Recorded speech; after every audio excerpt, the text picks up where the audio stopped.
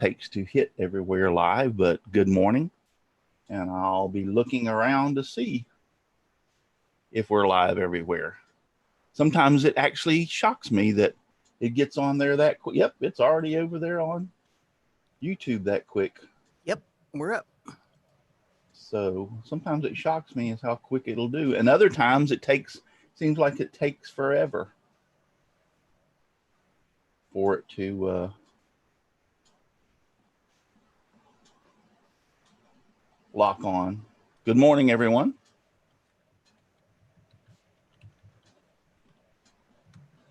I don't know if you want us to tell everybody good morning, Brenda. Good morning, everybody. Rise and shine. Yeah. Howdy. There you go. We need to get the cowbell out and wake them up, Russ. Yeah, go ahead. Get the cowbell out. Wake them up. Get their butts up and going. We need everybody woke up this morning. There you go. I've been awake. James Parker's out there in YouTube chat. I've been awake since 5:30. I woke up this morning. That don't get them out of bed. I don't know what will. Yeah.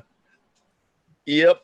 So, yep, we're live everywhere. So, having a good time. Brenda and I were sitting here chatting, and those we got a bunch of slackers. Jim Bashir's had said before in the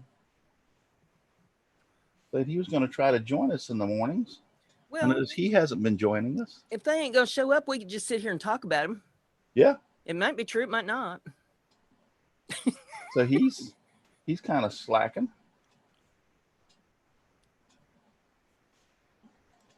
And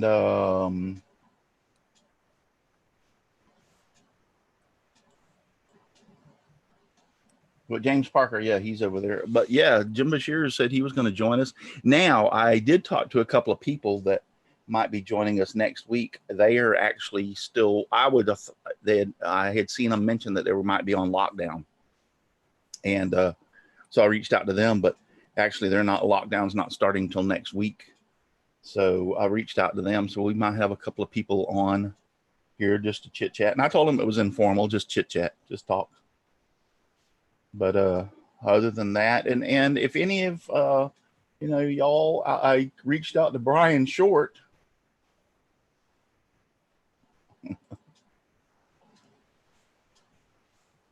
And a few others, and told them if they wanted to join us. Donna Presley, because Donna said yesterday she might want to join us some mornings. Donna used to be on the show. And to see if they wanted. Oh, I got a bite. Hang on, people. Well, crap.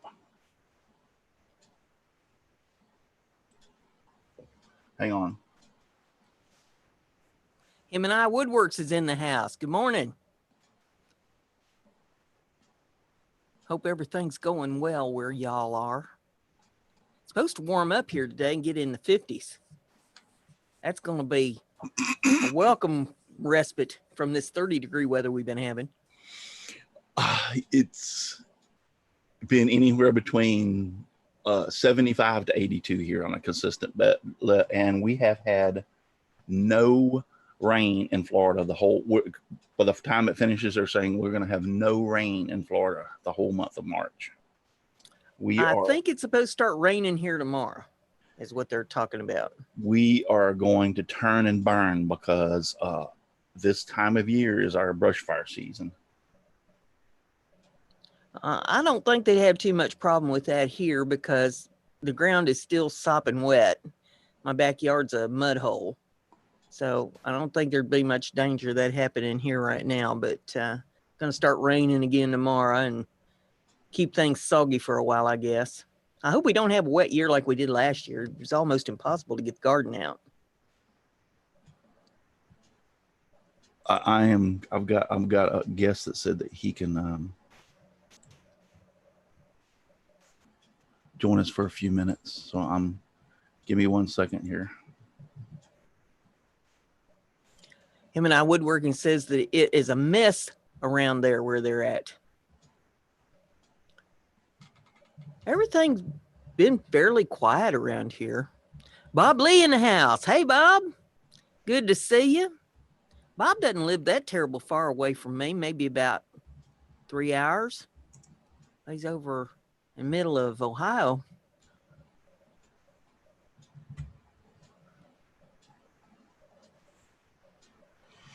Yeah, like I said, it is our brush fire time of year, so to speak, and this is going to be a real nasty one when you don't have. I mean, we have some marches where we have some rain. We're in like as of right now, a -7 inches deficit for the year, which is a whole hell of a lot. And I'm talking about it is dry. I'm having to water some of my plants that normally I don't have to water at all. They're pretty well take care of, like hibiscus.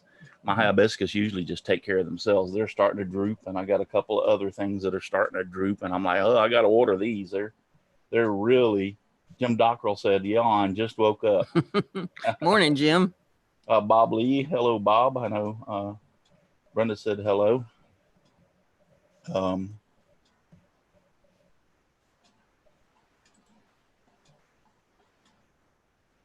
Yeah, last year it rained so hard here that I like to not got the garden out at all. I finally mudded it in. I gave up. I just said, it's going in the ground. I don't care. And so I went out there and mudded her in, and still got a pretty good stand of beans. It didn't do much for the tomatoes, though. It was really too wet for the tomatoes to do too good. Tomatoes don't like real wet soil. No.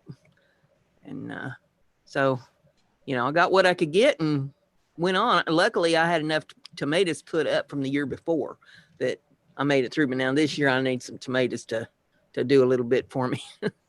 My dad had some award-winning tomato. And no, they didn't really win any awards, but they should have.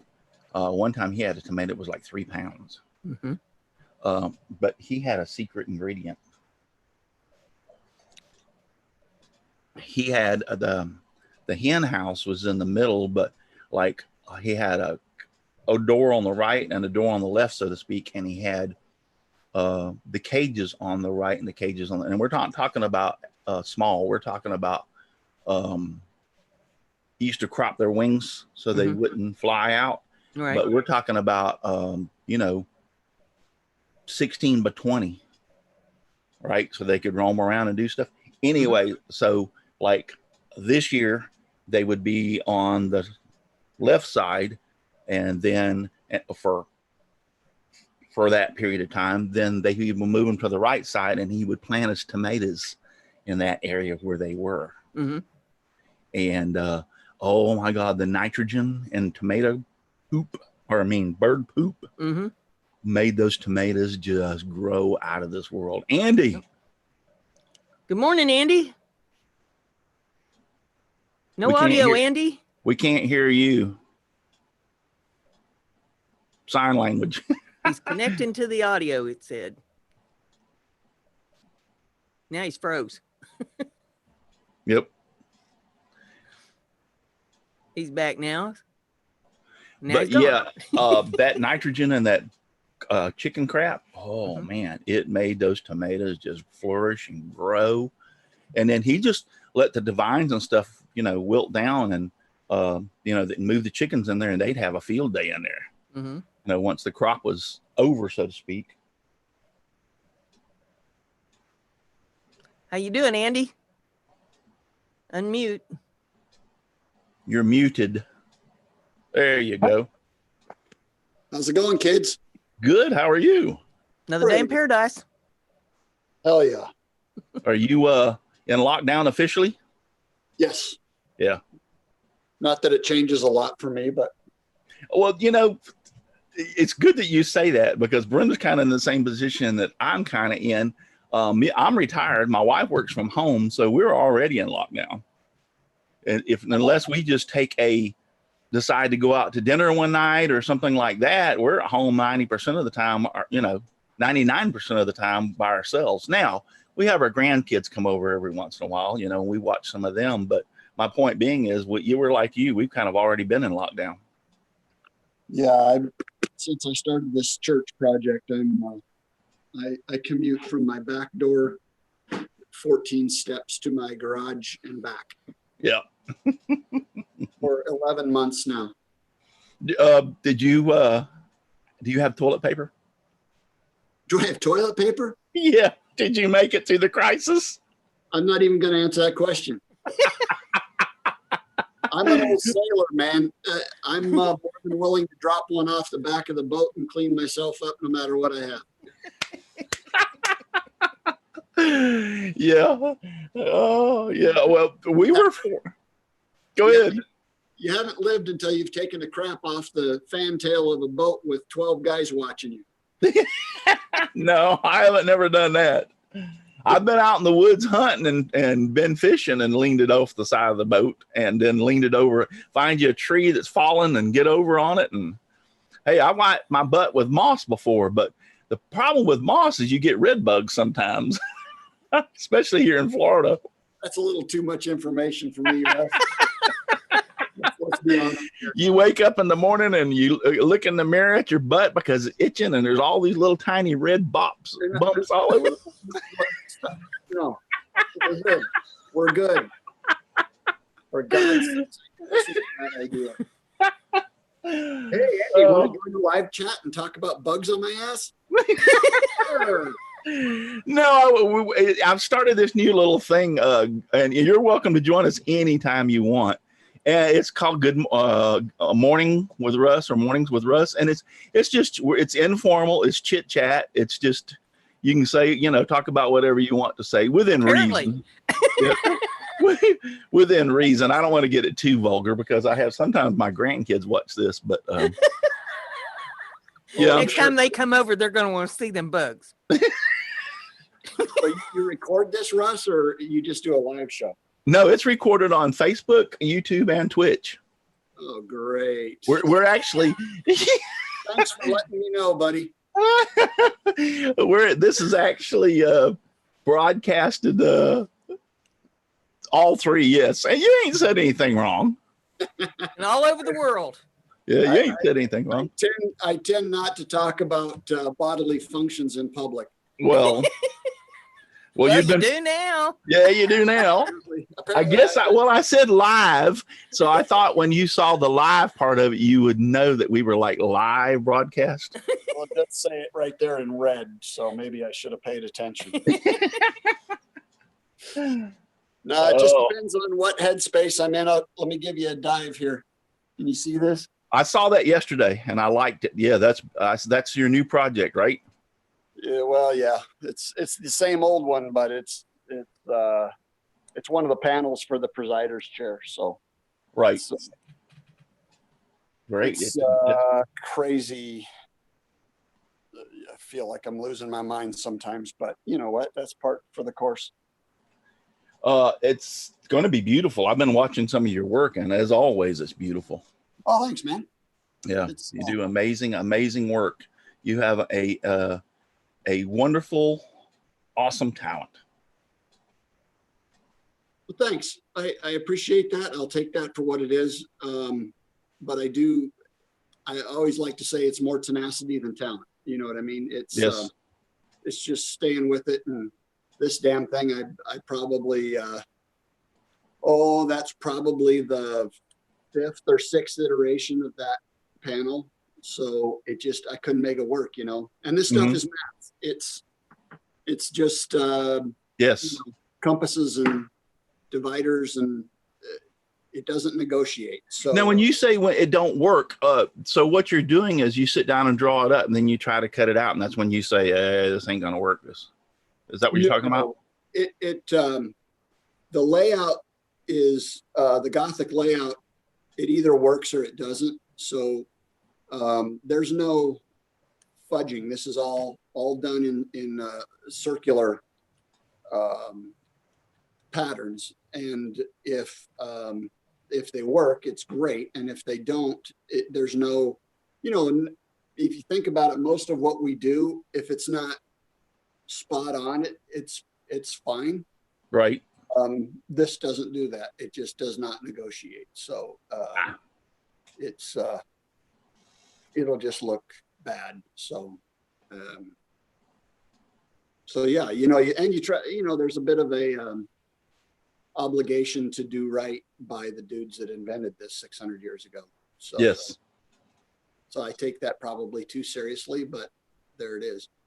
No, I agree. You're doing something though that is really scrutinized, because once you create a lot of that stuff, it goes into the church, and there are hundreds, if not thousands, of people going to view that and see that. So yeah, it's not like you're giving a plaque to somebody and you know that there's a few mistakes, but because it's a unique, or because it's that kind of a plaque, they probably won't see it and hang it on their wall, and half the time most people won't even look at it.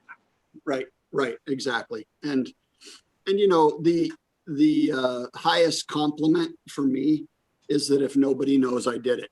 So we were working back in probably 2000. I built a big altarpiece that was almost 30 feet tall, and we were working on the back side of it, and some ladies wandered into the church we were finishing up, and one of them said, "It's so nice that they didn't tear any of this out in the 70s." And my brother-in-law, who was working with me at the time, we just looked at each other and went, you know, it's a fun thing, because, you know, I'm a huge believer in Buddhist philosophy and controlling my ego. And, you know, your ego wants to go, "Hey, lady, I just busted my butt for 2 years building this thing." But then you realize that the highest compliment is that she thought it was 100%. Original. Yeah, it had been there the whole time, so to speak. Right. Yeah. And that to me is a beautiful, you know, object lesson about the way I try to live my world. You know, if the work will speak for itself, and yes, if no one knows, I don't sign any of these. I don't know if I ever told you that or not, but I sign nothing. I don't leave any kind of a maker's mark, nothing,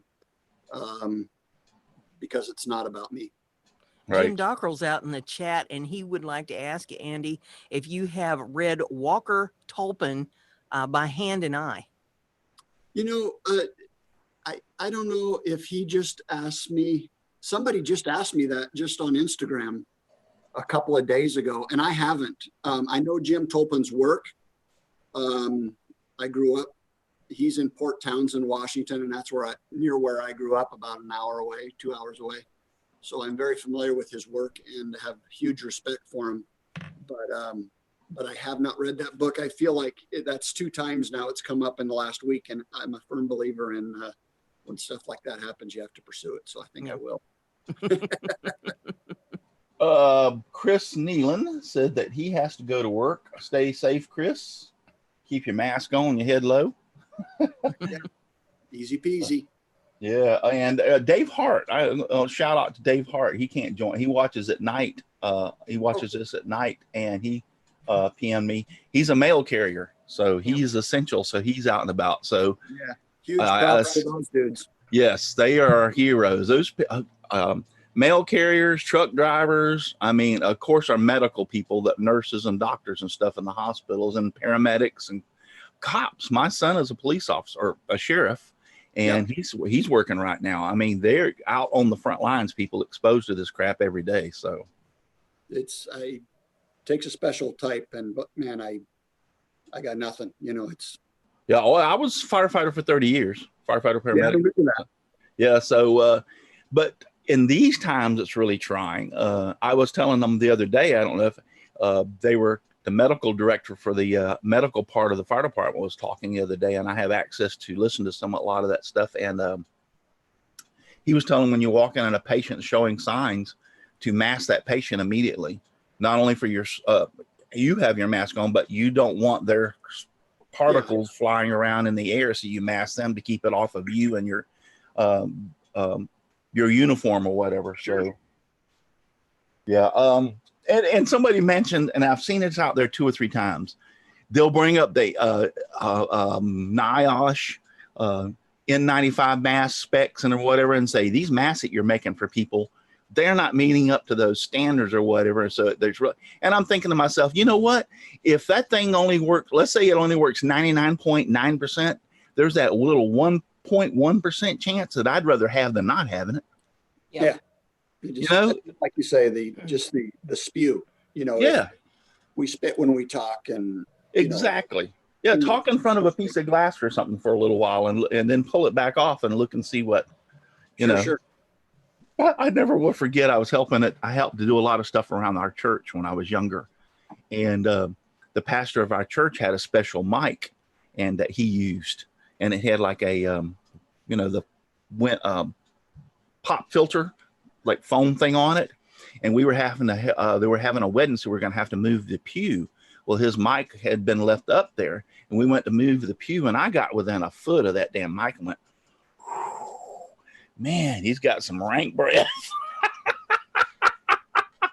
Now I see why he had his own mic, because nobody wanted to get talking to his mic. Good God. That's nasty, dude. I keep on bringing up things that you don't like. Makes you wonder, right? Well, that goes back to say what I was talking about. And you were saying that, yeah, our breath, even when we talk, even if we don't have to sneeze or we don't have to cough, there's things coming out, Yeah, right. Yeah. Yeah, a plain old dust mask. Chris Nealon says a plain old dust mask is better. Yes, anything's better than nothing. Come on, give me a break. Well, I was thinking about the other day, especially those of us who work physically every day. I was thinking, a mask, other than what's going out, it's a great reminder. I mean, I touch my face like yes. that. I always have. So to try to get, used to not touching your face, I think a mask might be a nice mnemonic device that, just as Beats a cone. Sure. Yeah. Yeah, you're right. It may be a reminder. Ooh, I got that on. Well, why do I have it on? Yep, I'm not supposed to touch my face. So yeah, you're right. Yeah, and it beats wearing a cone around your neck like a dog. Like a dog. Yeah.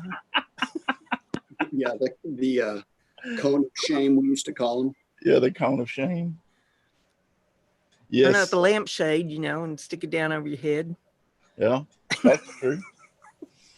That's true. It's just, this is a sad situation that we're in. And I think the part that angers me the most, first off, I think the media should shut the hell up on a lot of things. They just keep on playing this over and over. And I know it's bad, but you're making it a whole hell of a lot worse than it actually is. And the second thing is how much, like on Facebook, how much misinformation is out there, and people are reading this crap and actually reposting it and actually believing it. Mm-hmm. Sometimes when some people post, I read it and go, do you really believe that? You got this off this site that is like known for crazy BS that they're putting out there, and you're reposting this? Come on, give me a break. But that's like a reliable source. It's sketchyinfo.com. Yeah. Yeah, it's like the people were going around saying, like, for God's sakes, don't drink bleach. It won't help you with the coronavirus. And I'm thinking to myself, there's really people out there that are that stupid that's going to turn up a bleach bottle and drink it? And yes, there is. One just died the other day. I better, I just realized I just did something that I may need. Go ahead. I'm like, you got to put the bleach away. Oh.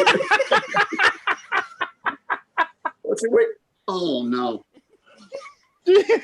I'm like, are you serious? So I'm like, yeah, but that's kind of like what ticks me off. And then, like, I'm fortunate on Facebook that most of the people that read the stuff that I put up there know that, hey, she's just putting silly stuff up here. She's on drugs. Yeah. All right, you kids. I'd love to hang out for about 2 hours here. Oh, I understand. I can feel myself. We got quite an audience out there, Brenda. People must enjoy watching us cut up. Yeah. Gary Woods, Dave Keffey, Jim Dockrell, Melissa Harvey Allen, Adele, my friend Adele. She says she would love to stay and watch us talk, but she has to leave. Friend Matt Wilt. Paul, get your butt in here. He's out there watching us. Frank Snyder, Doyle Miller, Ken Moon. Ken, you're in this chat. You should be in here. Your And reposter David, is not reposting in the I YouTube noticed chat. that. I noticed that. And Jeff I don't know. Robinson just stopped in. Hey, Jeff. Hey, Jeff. Yes, I noticed that.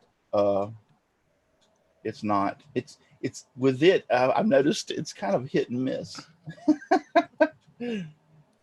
Sometimes it works great, and other times it doesn't work at all. Well, I'm watching on the YouTube, so that's the one that I get to see. And Yeah, I switch over to Facebook. Actually, other than there's a lot of people watching, but not a lot of people have commented over on Facebook. Adele, my friend, she waved, and then she said she would love to watch, but she had to leave. So really, that's the only comment.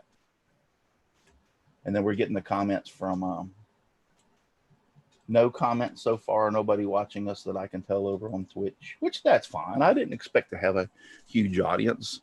Like I said, this is more of an outbreak for some of us that are having to be at home and would like to have a little talky talk.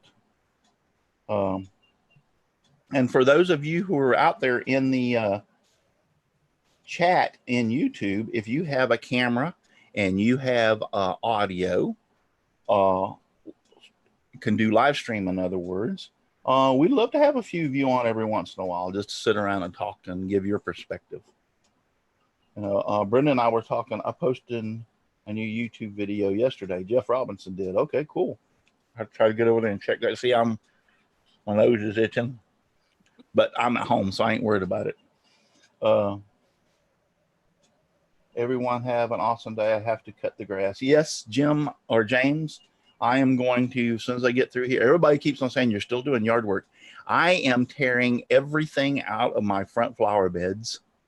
I'm talking about, well, some of my big hibiscus I'm going to keep because they're okay, but everything else is going. It's actually a bunch of crap in there anyway. It needed to have been gone last year, but I just let it grow. But I'm tearing everything out. My hair is a mess, Jim Dockrell said. Jim, I don't care if your hair is a mess. That wouldn't make any difference to me. Anyway, and also over the years, you know how the water runs off your roof and it kind of washes the dirt away? So I'm replacing that dirt and filling them back up. It got to the point last year that I noticed when it rained real heavy, they were getting full of, the beds were filling full of water, and that's because they're getting low. So got some fill dirt, and I'm going to fill them, raise them back up, and then I'm going to put some mulch down. I'm going to plant some new plants, and then I just noticed I have a ramp going up to my front door, and I think I'm going to have to replace it. I've got to do some repairs on it, which I'm going to try to do either today or tomorrow, and to try to salvage it for a little while longer, because I just spent all that money on my kitchen. I'm not ready to have to plunk out any more money, but so I'm going to do that. So yes, I'm still working on my yard. But you just noticed that you got the ramp going up to your door? No. I just noticed that it's starting. I noticed it a while back that it's starting to kind of like get a little. Oh, But okay. one of you said you just noticed you had this ramp going up to your door. No, I just noticed it. I think you lived there a while. So are you just not paying attention? I just noticed that it's getting a little rickety. Okay. All right.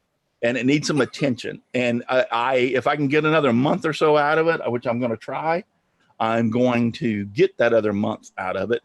And well, now you need to be careful with this because you fell down that ramp once. Yes, I have fallen down that ramp. Yes, but I've got skid proof on it now, so you can't. I'm not the only one that's fell on it. Several people have fallen on it. Now you got skid proof on the ramp or on your britches? No, on the ramp. Okay. Yeah, I put skid stuff on it to keep you from sliding because my daughter has slidden on it. Two or three of my family members had slipped on it. And what happens is, it's right out front. So all the rain and then the dirt get on it and creates this algae, but you clean the algae off. But a wood can be slippery as hell, period. And plus it's pressure treated. So that's even slippery on its own. So I thought it worn down enough that it wouldn't be so slippery. Obviously I was wrong because a few of us slipped on it. So I added Well, I had some rolled roofing, okay, which has the gravel on it, and had a half of a roll, 3/4 of a roll left over from an older job years ago, but I salvaged or saved it. And I'm glad I did, because I just rolled that up the ramp and put some nails in it to hold it in place. And so you've got a nice 3-foot wide gravel. See, that's the way I am. I save everything. And people say, oh, you're just a hoarder. Well, eventually that whatever it is I saved will come in handy. It might be years from now, but eventually I'll say, hey, you know, that such and such that I saved, I can use that on this. And that's how my sticker board came about. If I ever get this video edited, you'll be able to see it. But this is a I don't know, what do you call it? Reused, reclaimed light fixture that I turned into a sticker board. And it's been sitting out in my garage ever since I moved over here. I brought it with me from the other place, and I thought, I don't want to throw that out. It's too nice to throw out, but you know, I don't know what I'll do with it. Well, I used the light itself to replace the old light in my recessed ceiling in the kitchen. I didn't need the fixture part of it, you know, the outside frame. And so I was thinking, you know, I need to make a sticker board. What am I going to use to make that? And I don't want to buy a bunch of materials, you know, being on fixed income, you got to, you know, be frugal with your money. And then I happened to think about that light fixture. That would just be perfect for this. But yeah, I save everything. Trust me, I'm exactly the same way. Jeff Robinson said, I can come on. Jeff, are you still there? Are you over on Facebook? If you are, PM me over on Facebook, so I know you're still there. I'm the same way. What I got to where I do is I start putting, and I have to do this. I really do, or I would be a hoarder. I mean, worse than what I am, is putting dates on stuff. And after I look at it and it's been there for 3 years and I haven't used it, I throw it. And no. I moved here 7 years ago and brought that with me from the other house. So, well, you know, yeah, but I just don't have a place to put it. I mean, it just gets to the point that I don't have a place to put it. I do have to clean out the garage, because I went out there yesterday. I dug out my canner and my dehydrator out of the garage, and I couldn't believe, you know, the mess. I've never unpacked the stuff that I put in the garage from where I moved in here. My tools and everything are still in boxes out in the garage from 7 years ago. I'm out there saying, oh my God, what a mess this thing is out here. So yeah, well, that's what I said. I have to throw some of it away. I take and you know, and the thing about it is, and this has happened before, I've thrown it away and a month later I'll go like, damn it, I could have used that. That's exactly what happens to me. That's why I stopped throwing stuff out, because I know, but as soon as I throw it out, then I come up with a use for it. I got to be able to move to work in the shop. Just build another shop. Yeah, I've got so much stuff. Yeah. My wife even said, oh my God, how much crap can one person have? She's never been here. Yeah, I'm like, but Jim Dockrell, Portal Woodworks, David from Portal Woodworks is out there. Hey, David, good morning to you. He just says, I just buy more storage buildings. Yeah. Yep. Yeah, I'm not going to do that. I just, like I said, if I have to buy it, I have to buy it. I mean, that's just the way it is. But like I said, stuff that I know without a shadow of a doubt, like electric. I have a lot of electric wire, a fuse. I got a fuse box, fuse panel. I'm saving that in case I ever want to add anything on, you know, stuff, lighting, plugs, switches.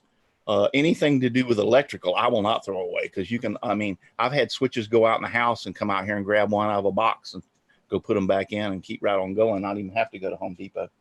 But some stuff that I know that, like speakers, I had threw like 3 sets of speakers away a while back that I was hoarding. And one of them, the fabric or whatever that's on the speaker, it started to do, when I took the cover off to look, the fabric had started to deteriorate. So that speaker was no good. So I threw them away. But while I was there, I just said, you two, you're gone too. And they were like, no, please, not me. And out to the trash they went. Yeah, I've got a lot of animal stuff out there in the garage that I'm going to have to do something with. I used to raise dogs and show dogs, and so I've got all my exercise pins and the puppy play pins and dog crates, and I've even got a whole slew of bird cages from where I was raising birds, and I've got hamster cages.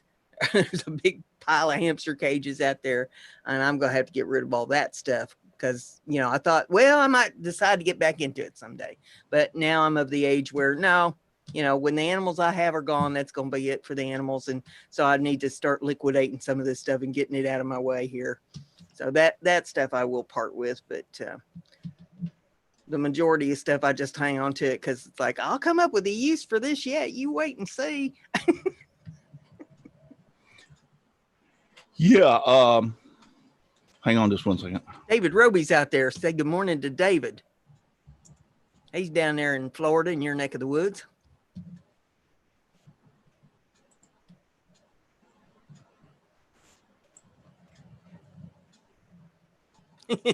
David says, that's not hoarding. I have thousands of rolls of blue painter's tape. Thousands of rolls of blue. Yeah, it is hoarding. Jim Bashir's, why aren't your butt in here? You're disappointing me. He's afraid to come in here. He sees me in here. He's afraid to face us. Yeah. I said, that crazy nuts in there, I ain't going in.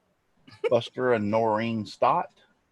He's working. Oh, okay. Well, I guess I have to excuse you then. If you're working. Is he working or is he shirking? Yeah. And he's afraid of Brenda.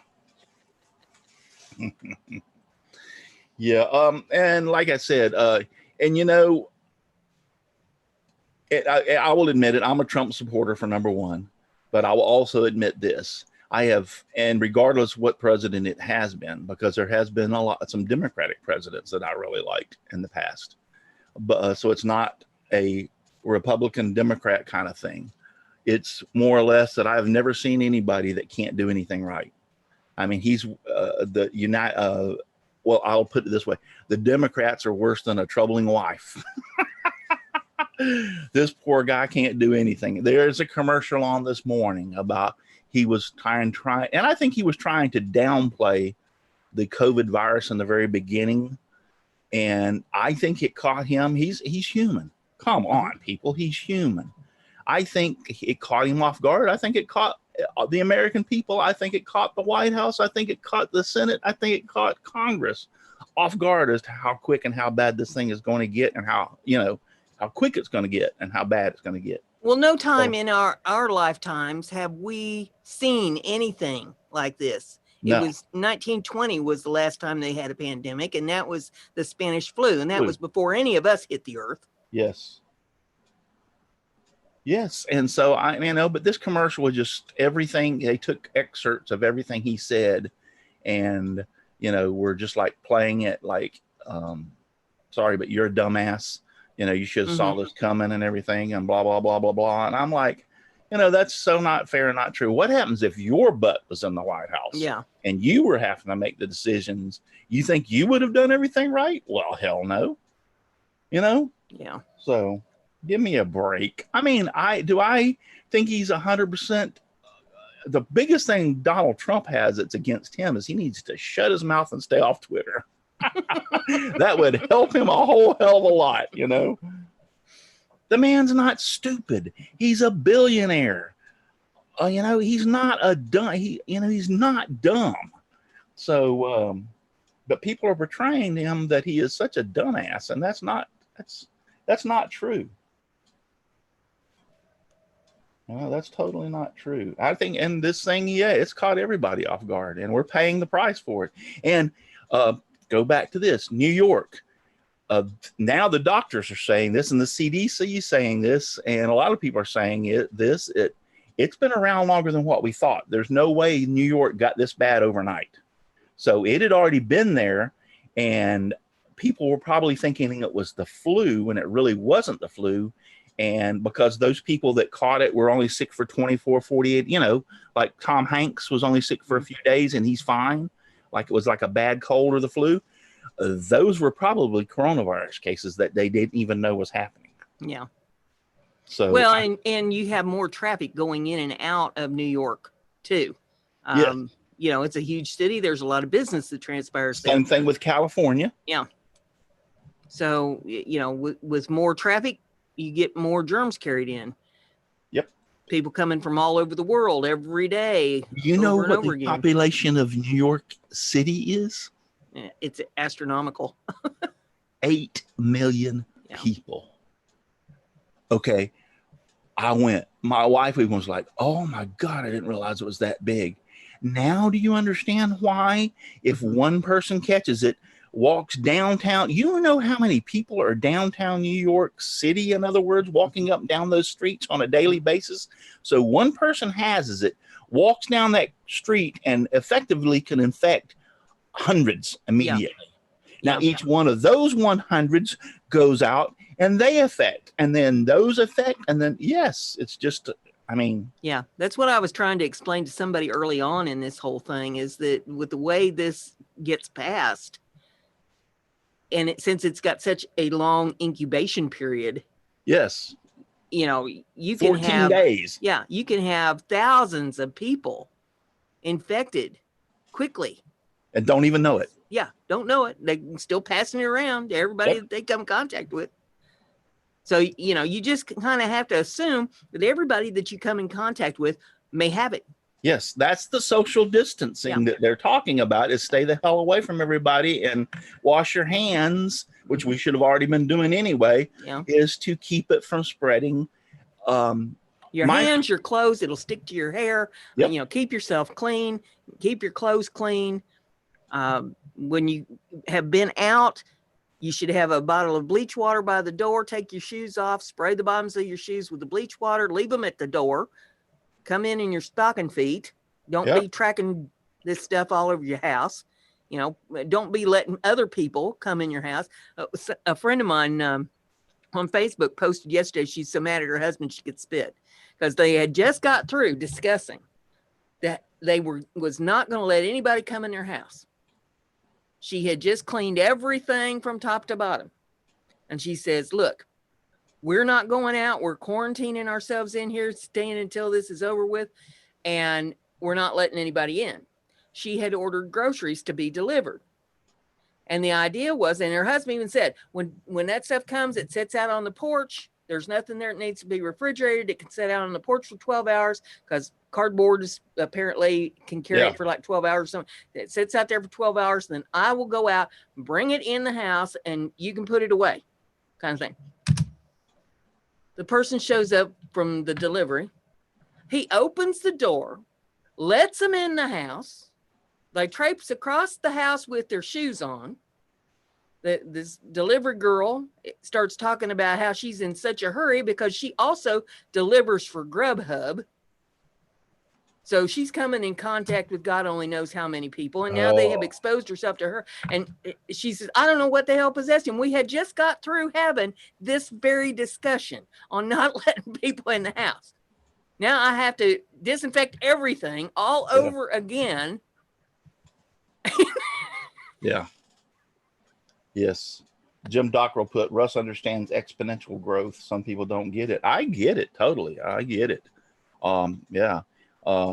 My son is in law enforcement, and his wife, my daughter-in-law, is a nurse, and she recently became a nurse, and she's working at our local Lakeland Regional Hospital. And both of them, when they come into the garage in front of the washer and dryer. I think they have clothes already set out ready for them. They immediately take all their clothes off. They throw them in the washing machine. They put on clean clothes. I'm sure that they have hand sanitizer there. I haven't asked him his whole routine, but and they wash their clothes and then go in and take a shower before they do anything, to keep from spreading it throughout the house. Right. So.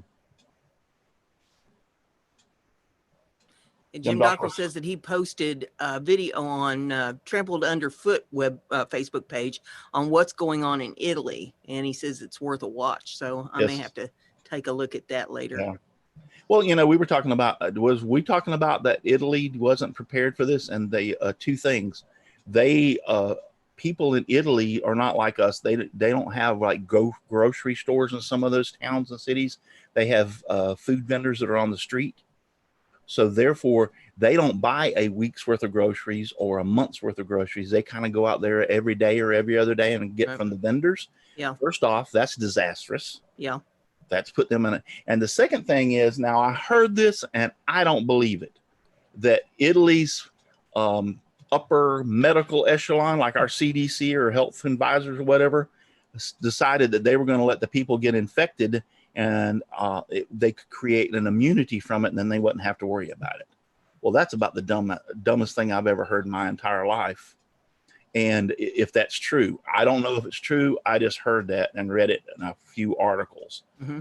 I do know that what they're talking about as far as Italy not having, because I know some people that has been to and in Italy a lot, and they were saying that same thing, that yes, that's true. They don't buy a week's worth of groceries. They may buy a day or two, but they go out to these food vendors and get their stuff and bring it home. So that's a disaster, you know. So they spread it real fast. What are you pointing your finger at us for, Jim? Or Jeff? I think he's on his phone. He's trying to adjust his audio. Can you hear us? Can you hear us, Jeff? You don't have your audio hooked up. Yeah, your audio ain't working. You need to hit your audio button. Jim Dockrell, you said that is not true about the Italy government letting people get infected. Is that what you're talking about, Jim? I didn't believe that when I heard that too. I can't imagine any government entity, whether it be Italy. I can't imagine even Russia saying that. Somebody was telling me yesterday that the figures, though, that Italy put out on the statistics have been extremely overblown. So I don't know, what the deal is up with that, but it wouldn't surprise me because, I've said all along, look, we're not there. We don't know what's going on. We can be told anything. That does not make it true. Just, you read it on the internet. That, don't assume that it's true. I don't believe, can you hear us now, Jeff? I can hear you now. Okay, good. And we can hear you. Good. Yeah. I don't believe this, but I don't believe what CNN says. I don't believe what Fox News says. I don't believe what CBS, ABC, NBC, Kiss My Butt TV.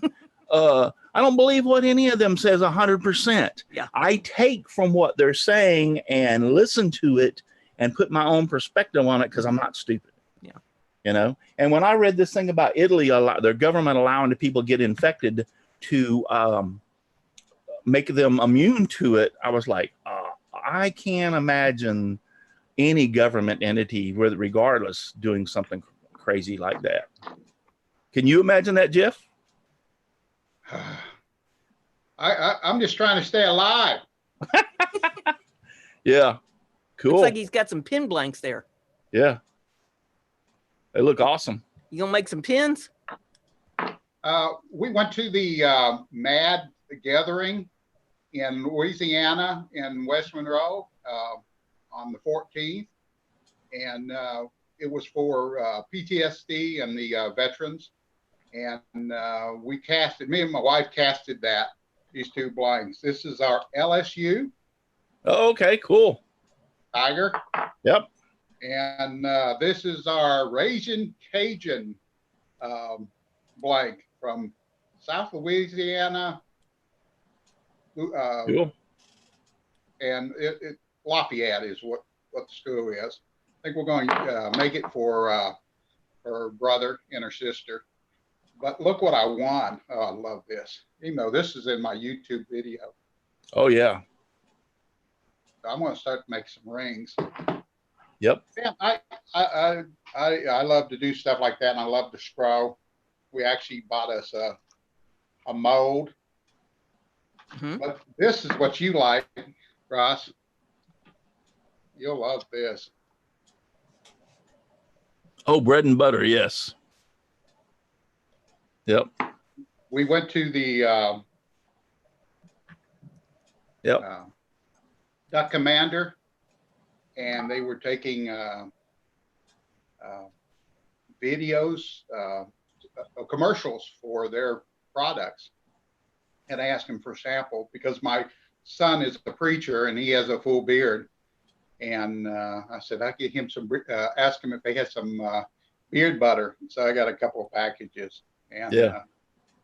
We won a lot and we had a lot of fun, but it was crazy. But it was because there was under 200 people they let us meet. But, that was on the 14th. But after that, you know, we're down to 10 and we're shelter in place here in Fort Worth, or actually in Halton, Northwestern Hills, which is a suburb of Fort Worth in Tarrant County. So it's crazy. Jim Dockrell says Italy has one of the best medical systems in the world and is completely overwhelmed. I don't doubt that.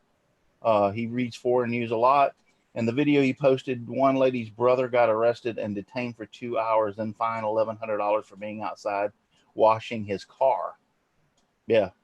I mean, they're being devastated. They're you know, up there with China and a lot of other places. I think South Korea is one of those places that really did a good job of locking things down and not having a lot of high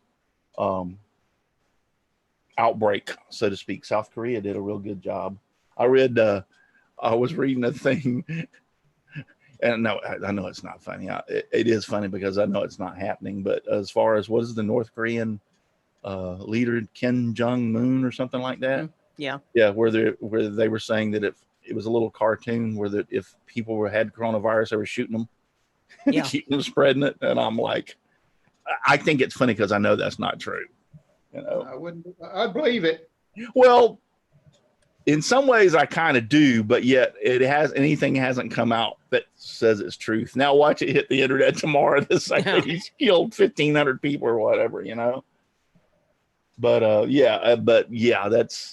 that's a little drastic. In our area, my wife works for Home Depot, and yesterday they gave her a letter that she has to keep in her possession at all times.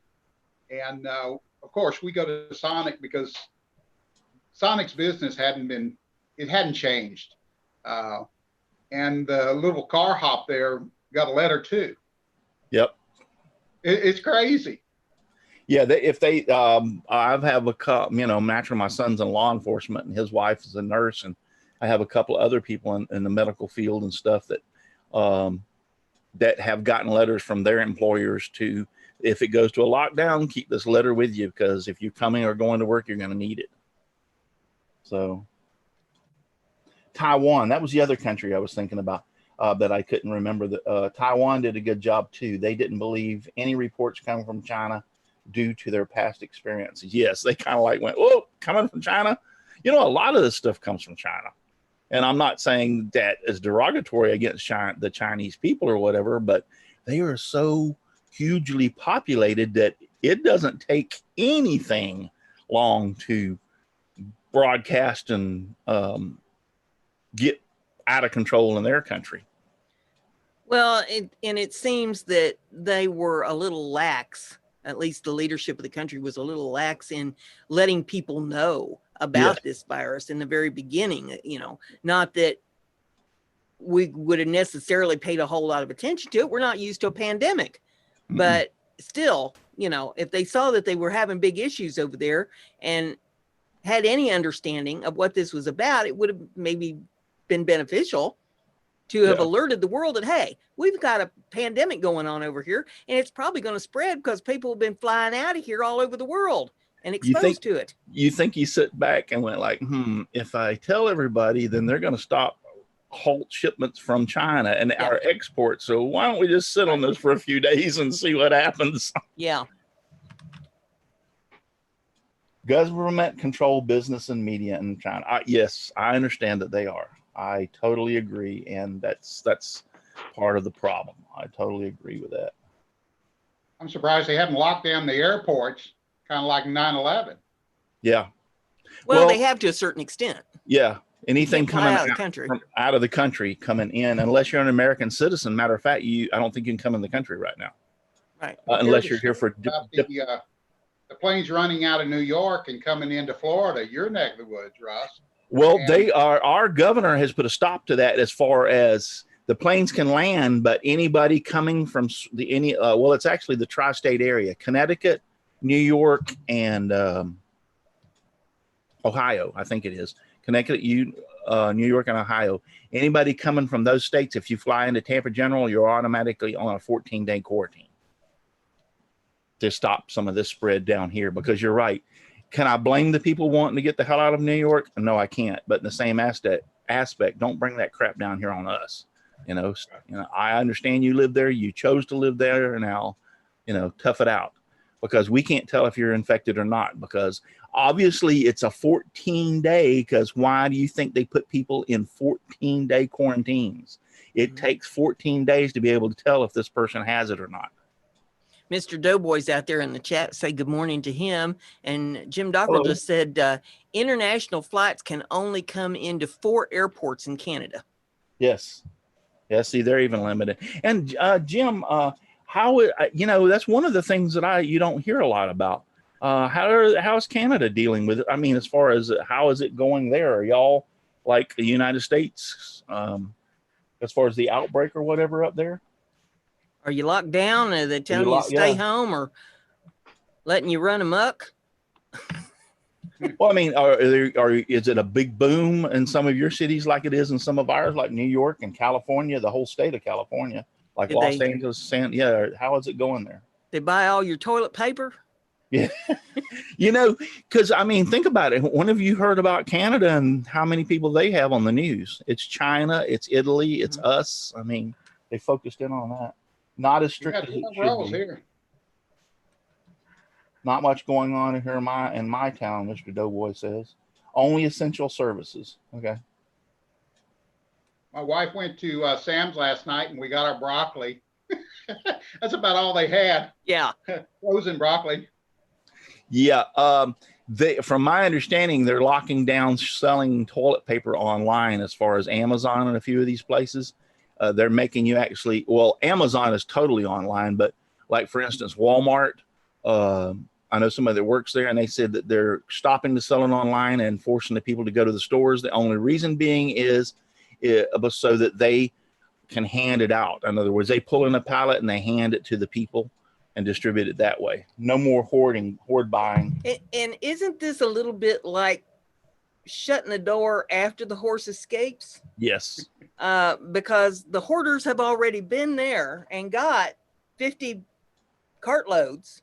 Yes. And hauled them out. So now the people that just want a pack or two. Yeah. Mr. Doughboy lives in Maine, but he's only an hour south of the border. Jim Dockrell says 2,792 cases, 26 deaths. And that's Canada. That's Canada. Now, and that's another thing that people are like not looking at. The ratio of how many people get it to the ratio of deaths. Actually, the ratio of deaths is only like 3 or 4%. That's not and good. That's of confirmed cases. Yes. And we don't know how many people have had it that it's not even confirmed. Right. Mild cases. I mean, a death is a death. It's sad. It shouldn't happen. I understand that. But my point is, it's not a 50-50. If you get it, you half the people are going to die. Yeah. It's at a 3 or 4% ratio, which in all sincerity is really very, very, very low. If you look at it, that's the bright side of it. Every one of those deaths is just as important as anybody else. I'm not saying that. My point is if you catch it, it's a real high statistic that you're going to be okay, unless you have diabetes, COPD, emphysema, asthma, recently have been in chemotherapy. Anything that would affect your immune system could put you in jeopardy. USA ranks third I think China's number 1, Italy's number 2, and we're number 3, if I'm not mistaken, the last time I looked. So we had started off with 1 or 2 cases. We're now I think the 13 or 14 confirmed cases here in Polk County, where I live here in Florida. So Tampa has a few. The Broward and Palm Beach County, which are Miami-Dade, those counties that are down and around the Miami, Florida area, there's like 3 counties. They have a bunch of cases down there. They're really, really, really bad. 600 plus deaths per day in Italy. Mr. Doughboy says 1 case in my country. Wow, 600 people a day. It's in his county. He said country, but I think he meant county. Yeah, it'd be county. He lives in Maine. Yeah. He lives in Maine. Well, he put country, by God. I read it. What is that? This is my new toy. This is that wind sander that Steve Goods talks about. And the nice thing about it is Rockler, which of course somebody knows Rockler, has a plate for it. The Triton, the Wind, the Grizzly, the PSI are all the same route or all the same sander came from the same place.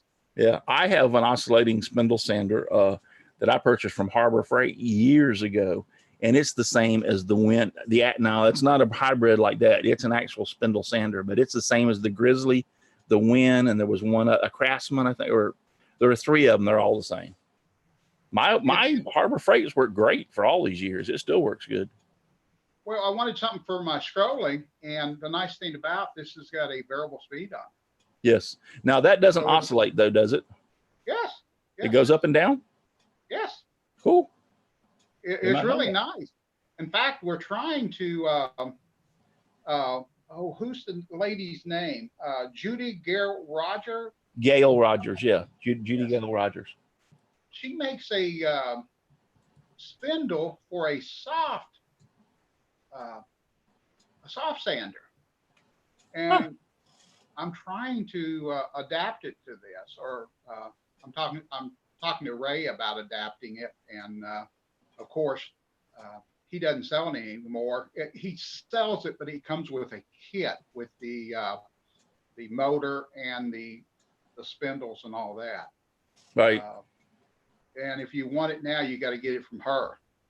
So we're thinking about buying one and trying to adapt it to this. That would be nice.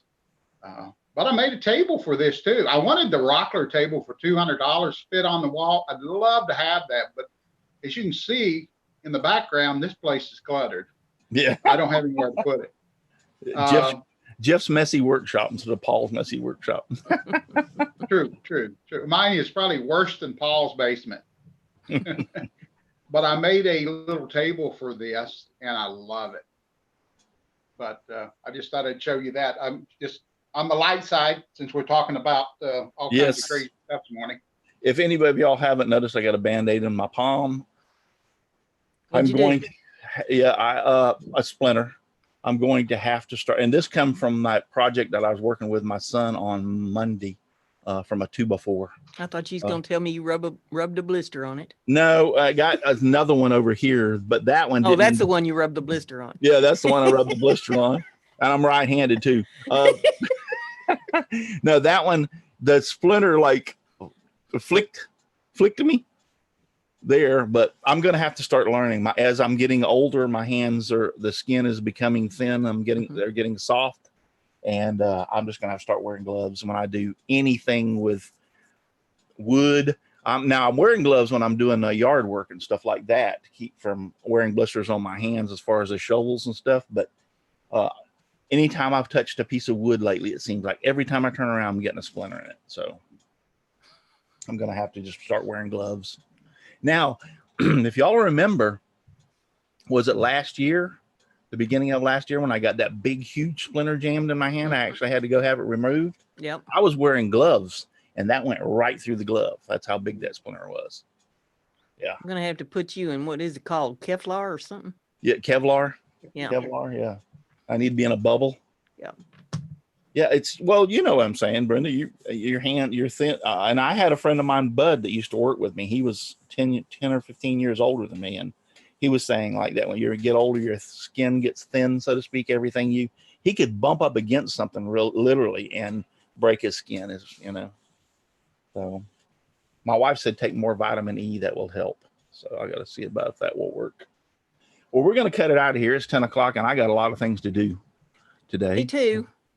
Yep. I gotta go sit on the couch. Yeah. I've been hardly been in the shop at all. Jim Dockrell says, feeling worn out, dizzy spills. Turn out it's my blood pressure meds that started last. The blood pressure meds can wreak havoc on you. They really can. They can be as bad as the high blood pressure, in all sincerity. I don't like them. You see in the news that even though it's probably sensationalism or it's probably it's not facts, but they said people that took lisinopril or the real had more problems with this virus. Interesting. Yeah. That, and also they said don't use ibuprofen for controlling your fever. They said that actually agitates or makes it worse. Use only Tylenol. Now, is that a game shot for Tylenol, the company? You wonder sometimes, but well, no, can you use naproxen? No, any NSAID, and Tylenol is not in that NSAID. Aspirin, ibuprofen, Aleve, any of those, they're not supposed to be good. Somehow it affects your body or whatever. They're saying. So now there's a run on Tylenol. Yeah, there'll be a run, and there is. I went into the grocery store within 48 hours of that on that Monday, and no Tylenol. It's all gone. So what's your prediction? When would all this stuff be back, the grocery stores? What do you think?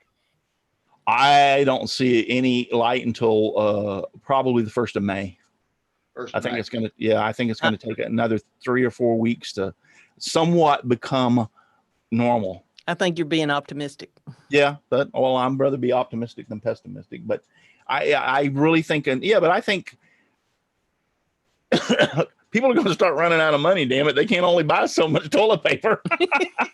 I mean, come on, give me a break. Well, they get their stimulus money. Well, yeah, and they're going to go out and buy toilet paper. Yeah, Tylenol is acetaminophen. Yes, I know that. It's not considered an NSAID. Did you see that video where I can't remember the guy's name right now, that took a roll of toilet paper and turned it into a pendant? A pendant? No, I didn't see that one. Yeah, they didn't have any generic, Jim. They were totally out of anything but acetaminophen in it. The other day when I went in that store, it was like they had sucked it up, like just like the toilet paper. Yep, just like. I told Kenny Aaron, one of the guy that does YouTube videos in Canada, I said, you need to start making a toilet paper safe for some of your viewers. Yeah. Just to protect it. I can't, I mean, I can use Tylenol, but it doesn't work for me. It doesn't help me with pain. I have to use, Aleve is the best thing in the world for me. Yeah.